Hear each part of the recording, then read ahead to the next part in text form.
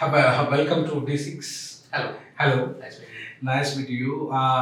This is the first English interview with you in my channel. So I welcome to D6. This is Professor Vinod Kumar with Nilakantan, the famous writer and South versus North, India's Great Divide. This book is written by the Nilakantan RS. He is a data scientist. He is an expertise in data science and also as an activist of South issues.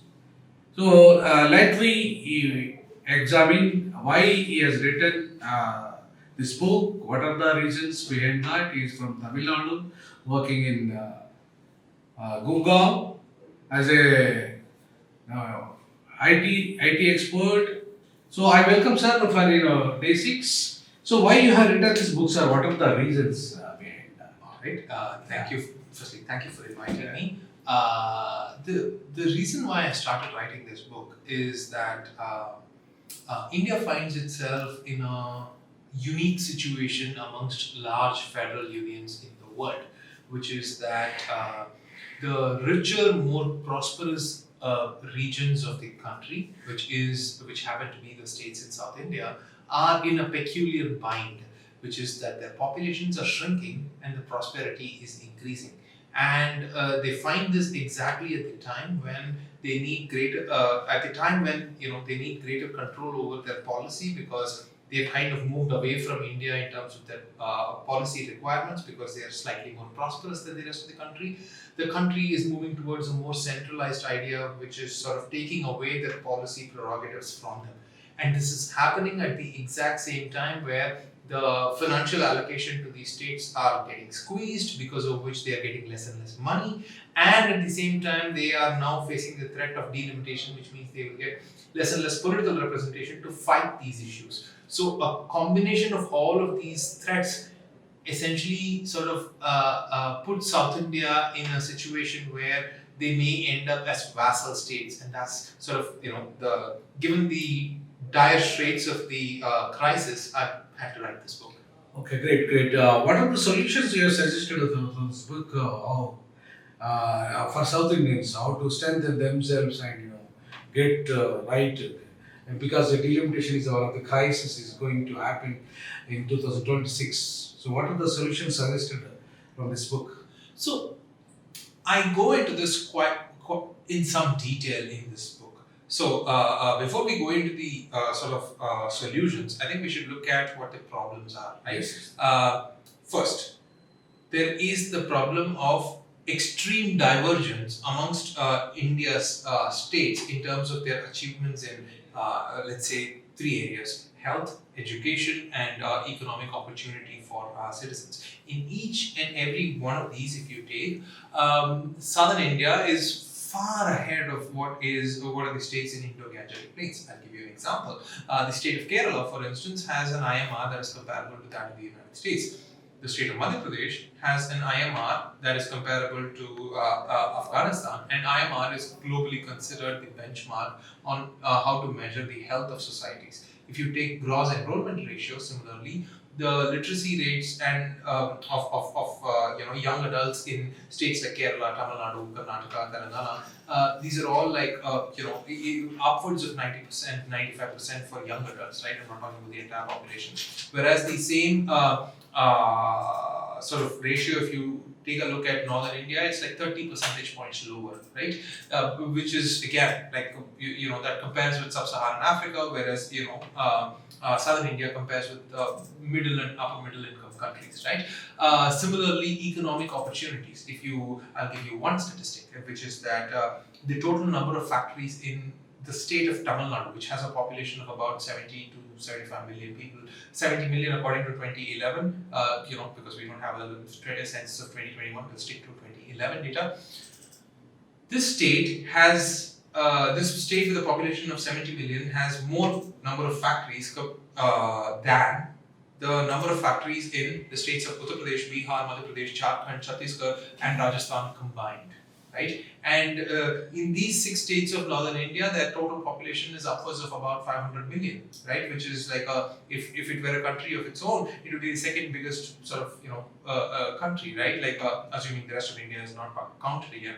Now, in this extreme divergence, what happens? It means that these states demand sort of greater policy focus for their own peculiar and particular needs. That is, if you have a society whose health has reasonably solved the basic problems, it then needs health solutions which are targeted at middle and upper middle income societies, right? Which are dramatically different from the problems of let's say the states in Indo-Gangetic Plains. That is, if you essentially do not have kids dying because of basic diseases like diarrhea, what you want is to focus those kids on tertiary care, because there are very few kids who are dying of basic diseases, right? And tertiary care means high-end hospitals, things of that nature, right? Whereas, and therefore, the kind of interventions that you need in southern states is that tertiary care type of an intervention. Whereas in northern states, all you need is, better basics care that is made available in far-flung areas, right? So these are two dramatically different things. Except what is happening is that the union government is trying to have a single policy for these two sets of states, which is resulting in extreme imbalance, right? Neither are northern states served well, nor are southern states served well, because if you allow a bureaucrat in Delhi to arrive at a policy, they will somehow arrive at the average between these two, which serves nobody, right?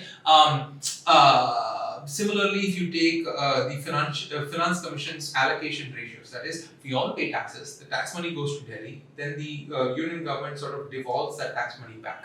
Right? Now, the problem is that over the last several years, and particularly in the last decade and a half, what has happened is that the union government keeps an enormous amount of money for itself, and then of the money that it does devolve to states, a significant chunk of it goes to the states in Indo-Gangetic Plains, which is the reason why, if you had read the newspapers in the last year or watched the news, you would have seen for instance, the Chief Minister of Karnataka complaining that for every sort of rupee that Karnataka pays as tax, it receives about 12 paise, whereas for every rupee that Uttar Pradesh and Bihar send, they receive upwards of 2 rupees 80 paise or something to that effect, right? So there is this extreme imbalance, right? Now, given this extreme imbalance, what is the solution that we can see? An easy sort of knee-jerk reactionary solution is that, is what Winston Churchill and the white man sort of said, like at the time of independence, which is that, India is never going to be a single country, it needs to be balkanized or broken up, right? Like, that is a white man's version of of this country. Instead, what do we want?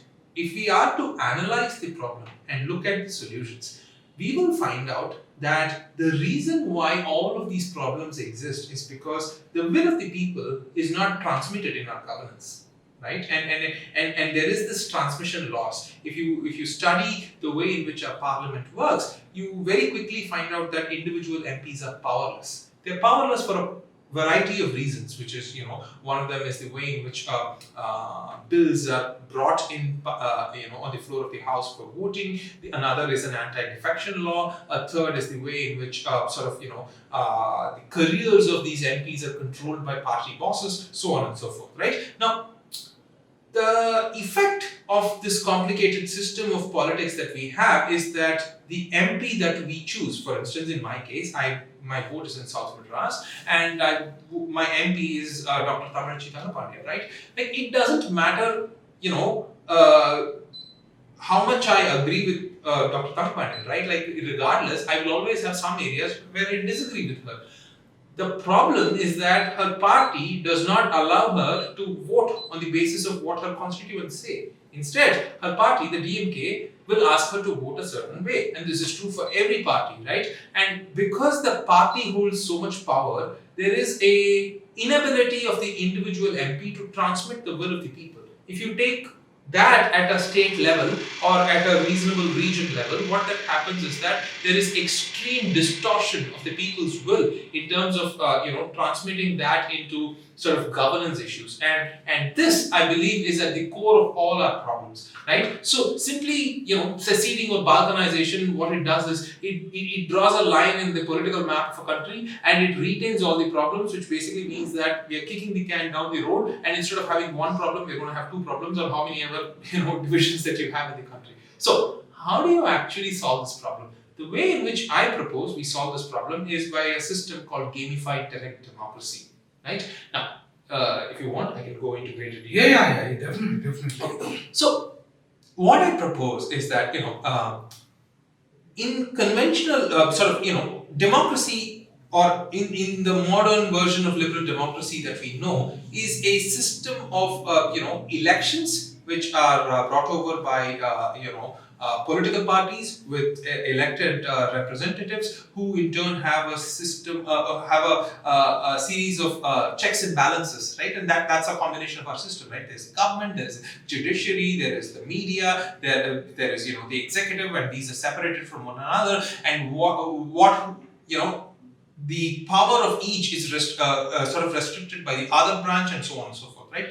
The problem with this, however, like we've just seen, is that the executive and the legislature are extremely compromised in the ability in which they transmit the will of the people, right? So, the proposal that I have is that, if we were to achieve 100% transmission efficiency, the obvious answer to that is the ancient direct democracy that the Greeks or the ancient Athenians practiced, right? Like if we've all read in history books that the way in which democracy was practiced then is that all eligible voters, and remember this was ancient Athens, so it was only free men with property, I guess. Women and slaves were not allowed, nor were foreigners. So they had their problems, but the point is that these men would congregate in the public square of Athens, and the issue of the day would be raised, and everybody gets to vote. Right? Now, forget all the problems that they had, but at least there was no king or lawmaker or anything. Right? Like the people's will was directly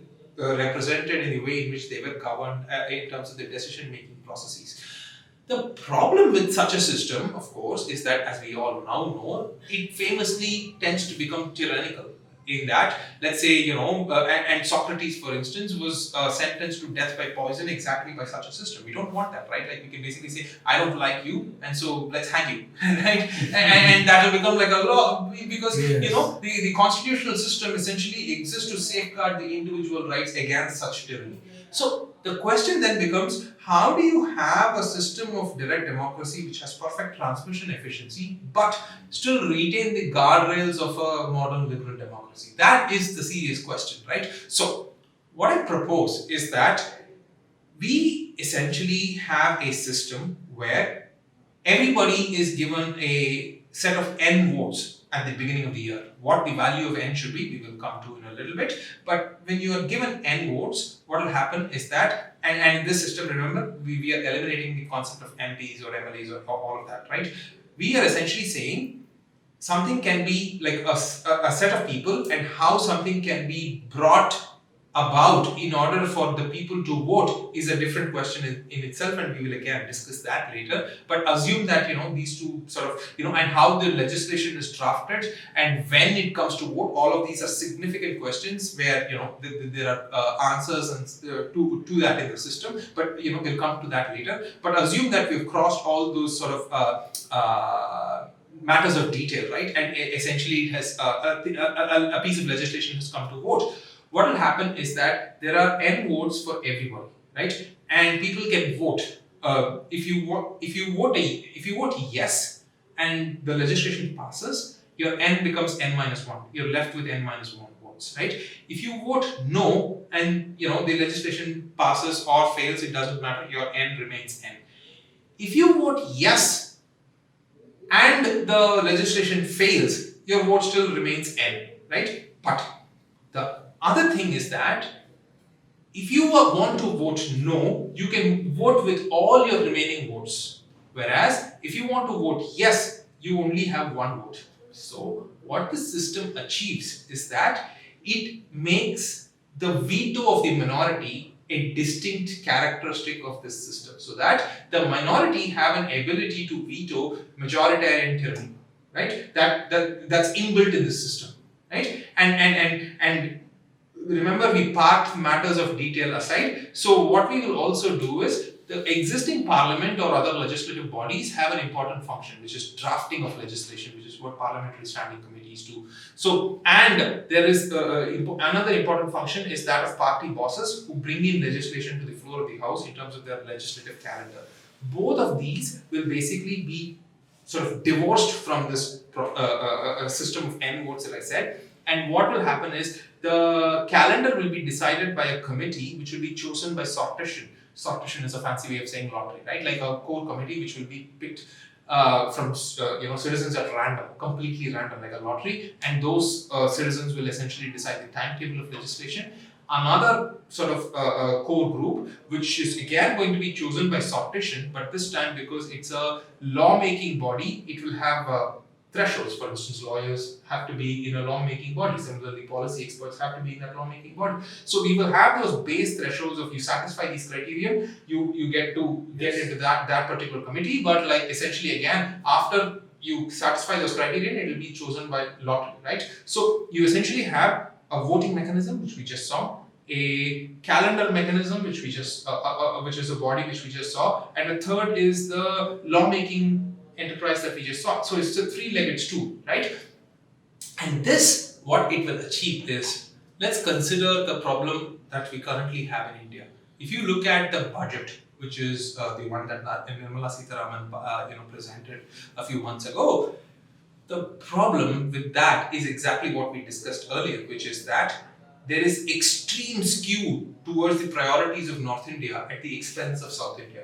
This system, the way in which it will solve is that, let's say, people in Tamil Nadu and Kerala, if we had such a system, and Telangana for that matter, because Telangana, remember, is the state that is affected the most because of this particular transfer. Because if you take a look at the ratio of state's own tax in the overall budget versus the central taxes in the overall budget, Telangana receives the least support from the union government, right? So people in Telangana are obviously not going to vote for Nirmala Sitharaman's budget if they sort of can't read the budget, right? Now, what will happen if people in Telangana sort of used all their N votes to sort of veto the budget, as we have just discussed? What will happen is that the budget won't pass. But if this budget doesn't pass, what will happen? It is that the power and the authority will naturally get down to the lowest common denominator, which then means that both our taxes and our expenditure, both sides of the coin, that is revenue and expenditure, will fall to the lowest level of government at which it is in agreement, which basically means that it will no longer be at the center, but it will fall down. Our tax rates will go more towards our local governments. Our expenditure will be more from the local government instead of our money going to Uttar Pradesh, right? And what is the degree to which our money needs to go to Uttar Pradesh will be a function of what people decide. It is not as if we are cold-hearted people who want children in Uttar Pradesh to die because there is lack of health, or children in Uttar Pradesh do not attend a school because there are no schools. We are large-hearted people who want those children to do well. But what is the limit of that is the actual question. That will naturally be answered by the system, because they will be able to decide how much of our money do we want to keep for ourselves and how much of the money do we want to send elsewhere. So that is the system. Thank you. Lastly and finally, there is a debate going on in India. One is Dravidian model of development, and another one Gujarat model of development. What is the difference between Gujarat model and Dravidian model? So the Gujarat model of development is essentially one where, okay, I'll give you a statistic which will explain the difference, right? And the Dravidian model, for instance, is famously sort of put forward by what is the Dravidian movement in Tamil Nadu, right? Now, if you look at the number of factories in these two states, remember, Gujarat is a relatively wealthy state, so is Tamil Nadu, right? Now, if you take these, it's not as if we are comparing Tamil Nadu to Uttar Pradesh or Gujarat to Uttar Pradesh. These are relatively both, like in terms of GDP, pretty wealthy states. Now, if you look at the number of factories in Tamil Nadu, it is about 39,000. If you look at the number of factories in Gujarat, it is about 22,000. Yeah? But the total contribution of those factories as a ratio of the state's GSDP is actually higher in Gujarat than it is in Tamil Nadu. But the total number of jobs generated is an order of magnitude more in Tamil Nadu than it is in Gujarat. And what does this mean? It means that Gujarat has high-end factories which are extremely automated, which are owned by large corporations. An example of that would be a petroleum factory, right? Whereas in Tamil Nadu, these are small and medium enterprises which are run by ordinary people, right? Now, what is the effect of this? Is that because you employ so much more people in Tamil Nadu, the average daily wage for a worker in Tamil Nadu is nearly 2x that of Gujarat. Now, what do you want if you were an average citizen? You want more jobs? Yeah. You want higher wage for those Yes, jobs? yes. If the answer to both these questions is a yes, it is a no-brainer that you want a Dravidian model. Okay, good. Well explained about the Gujarat model and the Dravidian model. So, certainly we will invite Nilakantan in coming days also in other series of the interviews.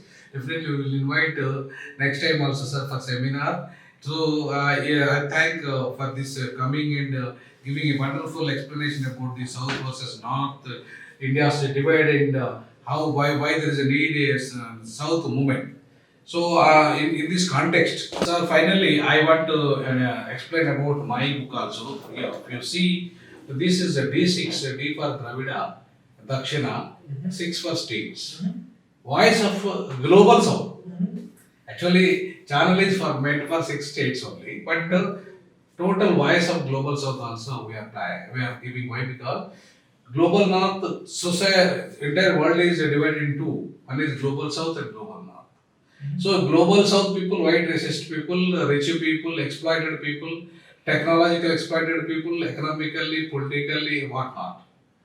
So Global South people always, they treat as a black peoples, suppressed people, depressed people, their economy low, their wages are low, and their technological, ratio is low, so on and so forth, because of the suppression and depression and discrimination by the Global South people, Global North people. So that is the reason why to address these issues, I conducted a global conference on this topic by Usman University. So Department of Law in the 2020. So in this book, I have written so many issues, so many articles from various parts of India, Africa, American writers also wrote about the articles. Even the UN Secretary General wrote this foreword about this is the first kind of global conference conducted by the Department of Law. I am the head of the department at that time. I am head of the department. So I conducted this, and this is one of the durable solutions we have also suggested in this. Okay. The problems of total global South countries. So it is related. This book is related to South in India, but this book is related to whole world. So, but both are very much required. Both are very much very useful books at the global level and also India level. So I really appreciate your effort about how you wrote about the South versus North, how to resolve the crisis of the South issues, and well explained. We definitely we will translate this book into Telugu and also will release with your hands. Sure. Telugu also. Thank you very Thank much coming for D6 and explain about the issues. Thank you. Thank you so And much. please, you just request our people to subscribe and they share our channel. Please do subscribe to D6 because I've had a lot of fun and it was an enlightening conversation. I hope you enjoyed it as much as I did. Thank you. Thank you.